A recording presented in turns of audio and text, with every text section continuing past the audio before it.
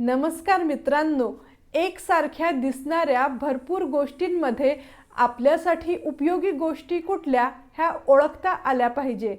भरपूर वनस्पतीमधून आपल्यासाठी उपयोगी औषधी वनस्पती कुठली ही ओळखता आली पाहिजे। तसेच इतक्या लोकांमध्ये आपल्याला आध्यात्मिक वाढीसाठी मदत करणारे, आपल्याला योग्य मार्गदर्शन करणारे आपले खरे नातेवाईक आहे। आजचा अभंग आहे, पोटी जन्मती रोग तरी का म्हणावे आप्तवर्ग। राणी वसती औषधी तरी का म्हणाव्या निरपराधी। तैसे शरीराचे नाते तुका म्हणे सर्व आपते। या अभंगात संत तुकाराम महाराज म्हणतात, पोटी जन्मती रोग तरी का म्हणावे आप्तवर्ग।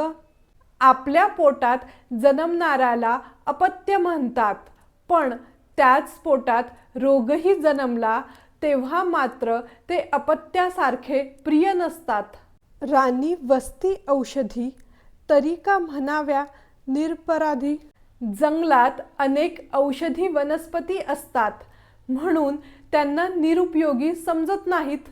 तैसे शरीराचे नाते तुका म्हणे सर्व आपते। तुकोबा म्हणतात, जे आपल्याला उपयोगी आहे तेच आपले नातेवाईक असतात।